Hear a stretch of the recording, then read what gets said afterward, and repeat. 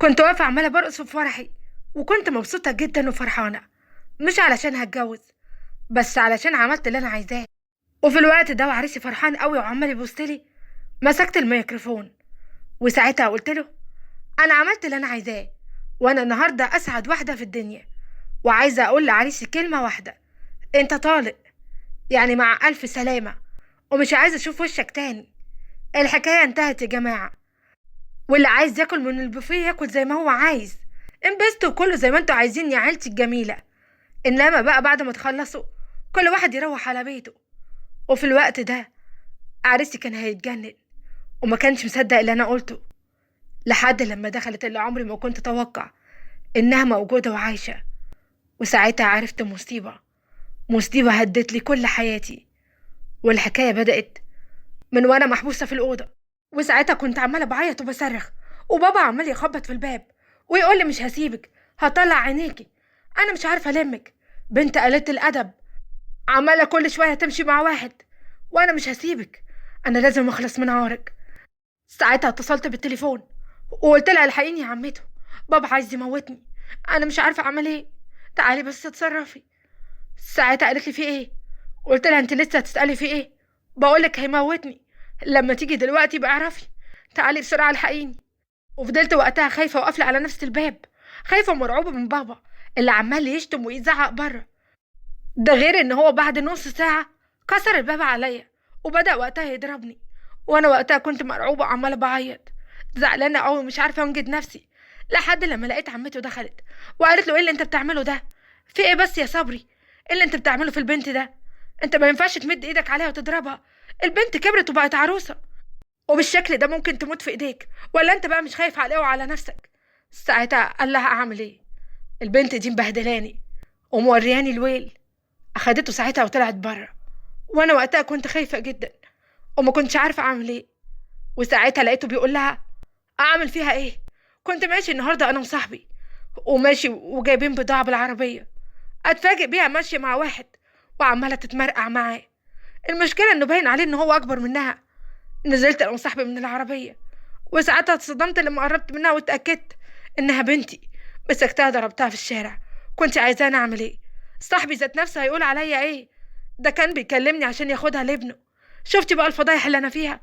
بنتي كسرتني قدام حتى صحابي، دي تستاهل قطم رقبتها.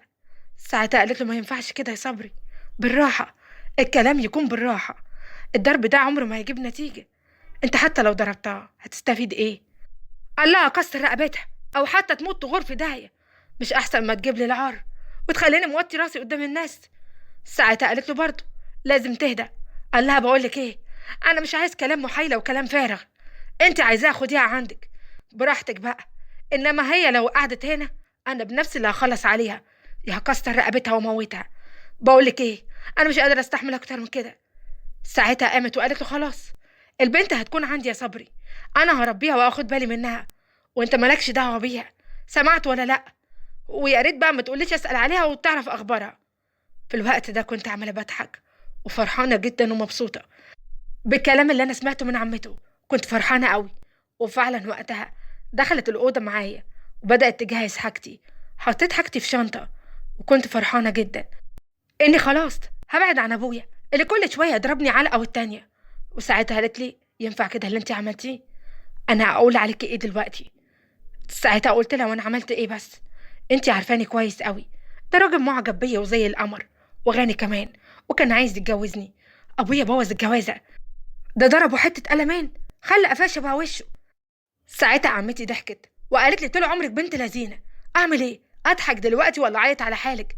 يا بنتي انت مطروده من بيتك، يعني المفروض تخلي عندك دم. وبقولك ايه، صالح ابوك قبل ما تمشي، بوسي ايديه كده وحاولي تراضيه. ساعتها قلت لها: خلاص بقى، ما انا جايه معاكي، اراضيه ليه؟ بقولك ضيع لي العريس اللقطه وخلى وشه شبه قفاه. ساعتها قالت لي: برضو اللي انا قلت لك عليه نفذيه يا بنت انتي، ولا مش هتسمعي كلامي من اولها؟ قلت لها: خلاص يا عمته، حاضر، كلامك اوامر عليا. وفي الوقت ده فعلا عمته اخدت الشنطه بتاعتي ومشيت، وانا وقتها قربت من بابا وقلت له: ابوس ايديك يا بابا ورجليك، ما تزعلش مني وسامحني، انا هقعد شويه عند عمته تكون روقت اعصابك، وان شاء الله لما ارجع هكون اتصلحت وبقيت كويسه، وكمان هتشوفني واحده تانية خالص. ده غير ان انت كمان هتحس بقيمتي وانا مش موجوده في البيت وانت قاعد لوحدك. ولا انت بقى شايف لك شوفه؟ لقيته بيقول لي كنت لسه هسامحك دلوقتي وهرضى عنك، بس بعد الكلمه الاخيره دي بقول لك غوري. غوري من هنا، مش عايز اشوف وشك. امشي يا بت من قدامي، امشي. وفعلا ساعتها مشيت. وكنت ساعتها رافعه حاجبي وانا جنب عمته في العربيه اللي فيها تكييف، سعيده قوي مبسوطه، وعماله ابص على الشوارع. وقلت لها بقول لك ايه، ما تيجي نقعد في مطعم يا عمته؟ ولا انت بقى بخيله؟ انا ما بحبش البخل والكلام ده. لقيتها بتقول لي قطع لسانك يا ملسان طويل. انا بخيله يا بت؟ ما انا هاخدك معايا، هتاكلي وتشربي وتعملي كل حاجه. ساعتها قلت لها حاضر، حاضر يا عمته، انا طبعا هسمع كلامك، بس انت بقى راضيني باي حاجه. وساعتها فعلا عمته ودتني المطعم معايا وجابت لي كل الاكل اللي انا نفسي فيه. وساعتها كانت نظرتها مش مريحاني، ما كنتش عارفه هي ناويه على ايه، ولا خطر في بالي ابدا اللي هيحصل لي بعد كده. وروحت معاها البيت، وجوز عمتي ساعتها كان قاعد. ساعتها سلمت عليه وقلت له ازيك يا عم كمال، عامل ايه؟ حضرتك وحشتني جدا، ده انا بقالي كتير قوي ما شفتكش، يعني عاش من شافك. لقيته بيقول لي اهلا وسهلا. وساعتها كان مكشر جدا، انا استغربت قوي من طريقته. وبصيت ساعتها لعمته، لقيتها بتقولي ادخلي انت على الاوضه وانا هجيلك كمان شويه، او حتى ريحي النهارده وبعدين خدي راحتك يعني. دخلت انا الاوضه، وساعتها كنت مستغربه على جوز عمتي وطريقته اللي قابلني بيها. بصراحه كنت متضايقه جدا. ولقيته بيقول لها انت ايه اللي خلاكي تجيبيها وجبتيها كمان من غير ما تستأذنيني؟ هو انا هنا ماليش لازمه ولا ايه؟ ده غير ان انت عارفه ان ابنك كبير، شاب يعني موجود في البيت. ايه، هتقعديهم مع بعض كده في شقه واحده؟ ساعتها قالت له استنى بس عليا ووطي صوتك عشان ما تسمعكش. انا عايزه اقول لك حاجه مهمه جدا، فكره جات لي وانا هناك، وبصراحه كده الفكره دخلت دماغي وهتنفعك جدا، وانت اول واحده هتدعي لي عليها. ساعتها قال لها طب ما تقولي، قولي وخلصيني. قالت له لا، لما ندخل اوضتنا بالليل هقولك على كل حاجه. وقتها خفت جدا من كلامهم، وما كنتش عارفه هي بتدبر لي ايه وايه اللي ممكن يحصل لي هنا. ودي كانت اول مفاجاه ليا. وفعلا ساعتها كنت خايفه ومش عارفه هما بيفكروا في ايه. فضلت قاعده بتصنت عليهم علشان اسمع بيقولوا ايه، بس هما بعد كده ما قالوش اي حاجه، وكانوا واخدين بالهم جدا من الكلام وانا موجوده. المهم ان انا ساعتها سكت وما كنتش عارفه اعرف حاجه، وقلت اسيبها للظروف يمكن اعرف عايزين مني ايه بالظبط. وساعتها نمت وارتحت، حتى هما كمان ناموا بدري. وتاني يوم اتفاجأت بعمتي بتقولي اعملي الاكل وكمان اغسلي المواعين واعملي كل اللي هقولك عليه. ساعتها قلت لها ايه ده يا عمته، احنا ما اتفقناش على كده، هو انت جايباني هنا عشان اعملك الحاجه؟ لقيتها بتقولي بت بطلي لماضه، على قد ما انا بحب دمك الخفيف على قد ما انا عايزاك تسمعي كلامي في كل حاجه. سمعتي ولا لا؟ في الوقت ده لقيت طريقتها غريبه، بس ساعتها قلت ماشي، اديني اعمل بلقمتي وخلاص. ساعتها عملت لها الاكل اللي طلبته وعملت كل الاصناف اللي قالت لي عليها، ده غير ان انا غسلت المواعين. وقتها تعبت قوي، وعمته حتى ما قالتليش اي شكرا. وقتها قعدت على الاكل واكلت من كتر التعب. ساعتها دخلت الاوضه مره تانية وحسيت ان عمته اخدتني كخدامه علشان اخدمها وتستفيد مني، ده غير الحاجه اللي كانت بتفكر فيها وانا ما كنتش اعرفها. المهم ان انا قلت هصبر يومين ثلاثه وارجع عند ابويا يكون اعصابه هديت علشان ما يتخانقش معايا تاني. وقلت ساعتها همشي اموري، وفعلا كنت بنضف لها بيتها وكل حاجه. وفي يوم قمت بالليل علشان اشرب ميه، وساعتها عديت من عند الاوضه بتاعتهم وسمعتهم هما بيتكلموا. وساعتها كنت فرحانه قوي ان ربنا بيحبني واعرف كل حاجه. ولقيته بيقول لها في الوقت ده انت كنت عماله بتضحكي علينا، البنت بقالها كام يوم وهي موجوده وابوها ولا سأل فيها ولا حب ياخدها، ولا انت حتى عرفتيني انت عايزه منها ايه وسايباها هنا ليه. ساعتها قالت له يا ابني انت مش فاهم حاجه، البنت دي انا جايباها هنا عشان اظبطها واضغط عليها هنا لحد ما تكره العيشه معايا زي ما كرهت العيشه مع ابوها. وساعتها لما زقها على عبد الحميد رجل الاعمال، الراجل اللي بينافسك، هتسمع كلامي وتتجوزه، وساعتها هتاخد من عبد الحميد اللي انت عايزه بعد يعني ما نكلمها كويس ونعملها كويس. ده لما تبعد عن هنا هنضغط عليها هنا لحد ما نطلع عينها وتوافق على اللي احنا هنقولوه. ساعتها قال لها ليه؟ طب ما هي ممكن ترجع لابوها. قالت له لا، انسى، انسى ابوها ده بالمره، ابوها مش هياخدها مره تانية وانا متاكده من كده وعارفه ليه. وفي الوقت ده لطمت على وشي وصعبت عليا نفسي جدا، وعيطت ان انا كنت هبله وعبيطه، وعرفت ان كل اللي انا فيه ده خطه عشان يوصلوا اللي هم عايزينه. طبعا دخلت الأوضة وفضلت أعيط وصعبت عليا نفسي، وحلفت ساعتها إن أول لما يطلع الصبح أول حاجة أعملها إن أنا ههرب وأروح عند أبويا، مهما كان ومهما كان معاملته هقبله، على الأقل أسمع كلامه ومش هيعمل فيها كده. وتاني يوم فعلا الصبح رحت عند أبويا وفضلت أخبط على الباب، وفضلت أنادي عليه وأقول له افتح يا بابا، افتح يا حبيبي كلمني، أنا عرفت غلطي وجايلك لحد عندك. وطبعا أنا كنت هربانة من عمته وما تعرفش إن أنا خرجت يعني. وساعتها جت الجارة اللي فوق ولقيتها بتقول لي ايه يا بنتي ده، هو انت بتعرفيش ان ابوكي باع الشقه؟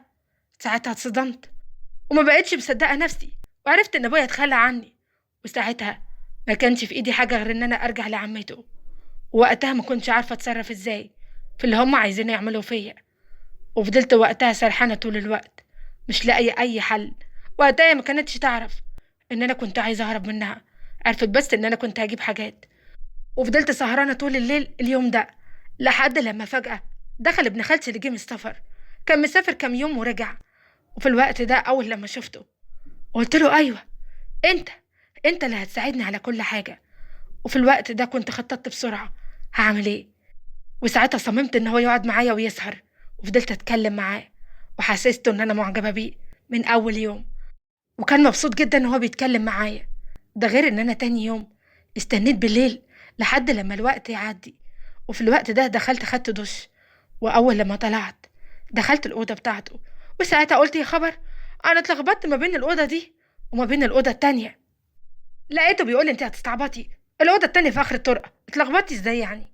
قلت له يمكن انت وحشتني علشان كده جيت لك الأوضة، معلش بقى جيت لك قبل ما البس هدومي، اصل انت وحشني جدا. وفضلت ساعتها اتكلم معاه بصراحة، وكان مبسوط قوي باهتمامي بيه، وعرف وقتها ان انا معجبة بيه جدا. وطبعا كان بيجريني في كل حاجة بعملها، ده كمان وقع في حبي وكان بسرعة جدا، الدنيا كلها مساعداني. في الوقت ده كنت بخدم طول النهار، وعمته طبعا مطلعة عيني ومستنية انها تضغط عليا اكتر لحد الوقت المناسب اللي هي تحدده. بس انا كنت اسرع منها بمراحل، لدرجة ان انا اقنعت ابن عمتي ان يخلي ابويا يعمله توكيل، وبعدها اقنعته ان احنا نتجوز ونعمل فرح كمان في القاعة ونحطهم امام الامر الواقع، لانهم طبعا عمرهم ما هيوافقوا على جوازنا. وفعلا سمع كلامي، ووقت كتب الكتاب خليت المحامي اللي عامل نفسه مأذون يمضيه على تنازل ليا. وفي الوقت ده كنت فرحانة ووصلت اللي انا عايزاه، ووقفت في القاعة وقلت له انت طالق، طالق يا عريسي، خلاص الحكاية انتهت. وساعتها احرجت قدام كل الناس اللي انا عازماها. لكن في الوقت ده دخلت اللي عمري ما كنت اتوقع انها تيجي، ودي كانت عمتي. هو لقيتها بتقول لي بتتجوزي من ورايا وخدتي ابني من ورايا، فتحت لك بيتي، قلت لها اوعي تكملي علشان تذليني وتستخدميني وتجوزيني راجل عجوز. على العموم انا وصلت للي انا عايزاه ومش محتاجه اتكلم معاكي. لقيتها بتقول لي لا، محتاجه الشنطه اللي في ايدي دي. وساعتها اتصدمت ان الشنطه دي اللي حاطه فيها كل الورق والحاجه. وساعتها عرفت ان المحامي باعني ليهم وخد منهم مبلغ وباعني واداهم كل الورق اللي كان ماضي عليه ابن عمي. وساعتها فضلت اعيط جوه القاعه لما كل الناس مشت، حتى عمته خدت ابنها، لان اصلا العقد كان مزور. كنت بضحك عليه وتريني انا اللي خسرت في الاخر. في الوقت ده ما كنتش عارفه اروح فين واجي منين، لحد لما رحت عند الباب وفضلت اخبط. وساعتها خبطت كتير قوي لحد لما اتفاجئت واتصدمت ولقيت بابا بيفتح لي. وقتها اترميت في حضنه وقلت له بابا، هو انت ما بعتش الشقه؟ هو انت ما مشيتش من هنا؟ لقيته بيقول لي لا ما مشيتش، انا ما رحتش في اي حته، انا بس كان عندي شغل الايام اللي فاتت. ساعتها قلت له انا اسفه يا بابا عمري ما هزعلك، بس الوليه اللي فوق دي العجوزه قالت ان انت بعت الشقه. لقيته بيقول لي انا قلت لها كده علشان تسيبني في حالي، لانها كل شويه تقول لي انت هتبيع الشقه او انت عايز تمشي. فانا كبرت دماغي وقلت لها ان انا بعتها، وانت عارفه اصلا انها ما تسمعش كويس. ساعتها كنت فرحانه قوي وقلت له حبيبي يا بابا، انا هسمع كلامك في كل حاجه وعمري ما هزعلك ابدا، وده وعد مني. وفعلا غيرت نفسي جدا وبقيت كويسه جدا مع بابا، وبقى اقرب واحد ليا وحنين جدا عليا، لدرجه ان هو كان عمال بيسقف وفرحان قوي في فرحي لما اتجوزت ابن صاحبه. والدنيا بقت حلوه قوي، وده لاني سمعت كلام ابويا، لان سند كل بنت وظهرها وحمايتها في الدنيا هو ابوها وامها واقرب الناس ليها. لو عجبتكم القصه ما تنسوش تضغطوا لايك وتشتركوا في القناه وتفعلوا زر الجرس عشان يوصل لكم إشعار بكل القصص الجديدة. ولو أنت بتتابعنا على صفحة الفيسبوك